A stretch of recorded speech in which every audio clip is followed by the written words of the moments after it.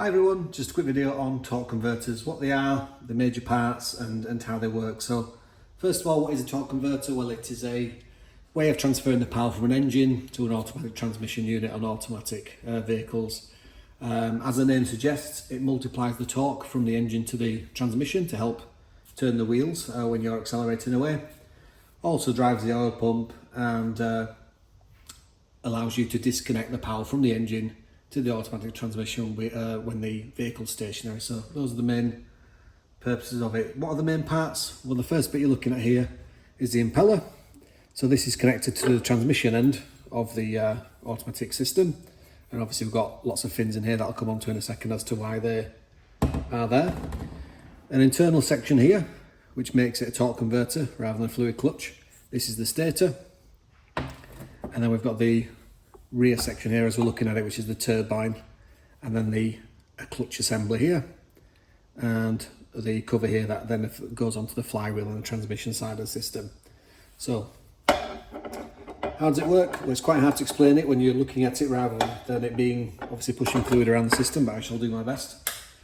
So fluid starts here, we shall say, in the impeller section, and it's forced through here. So when the vehicle's stationary, it's just being fed through here and out of here, and it's just rotating this side of the system that's attached to the engine. As you come off the brake and begin to accelerate and start taking up drive, that fluid is forced through here and it goes across, because as that starts spinning, you get a centrifugal force which pushes the fluid further out and under more pressure, and that will then cross over to this side, the turbine side of the torque converter. And that will then come through these sections here, and it'll be forced out of here. More so than on this side, you can see there's a change of direction. That change of direction under pressure amplifies torque. The pressure and the difficulty of the fluid going through that creates resistance, and that in turn creates torque. So it comes through here and then back out to the middle, and it's then passed across again to the starting point here, back up through these fins, back out again and into here. And as you can imagine, that's sort of self-propelling itself. The more acceleration happens, the more the pressure builds up, the more that transfer happens, the more these two parts of the torque converter begin to start spinning at the same speed, and that's how you take up drive. That alone's not quite enough if you're just pulling away from stationary start, and that's where this middle section comes in. So this bit's the stator.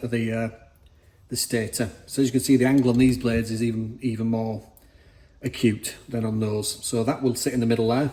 And only during the stall phase, as they call it, before the acceleration phase, the fluid will pass out of here, come through these fins, and then gets forced through another change of direction from this angle out to this angle, and that again amplifies the resistance and amplifies the torque, and that's what helps your vehicle move away from a standing start. Once that gets to a point, the lock-up clutch behind here with these thrust bearings, the lock-up clutch would sit behind there as well, would hold this in place, and it would stop it from having an effect, and it would start spinning in line with the turbine blades to reduce the effect as the vehicle no longer needs that high torque level. And that's it. So yeah, so we've got the impeller, we've got the turbine, we've obviously got the clutch assembly here, and we've got the stator there. So the whole idea is to be able to disconnect the system when the car's stationary and accelerate the fluid passing through here onto here. They slowly eventually get to about 90% transfer rate from the action here onto the stator, and that's when the lock-up clutch takes effect. The lock-up clutch holds those two pieces together, and that increases the efficiency and reduces the loss of energy between impeller and turbine.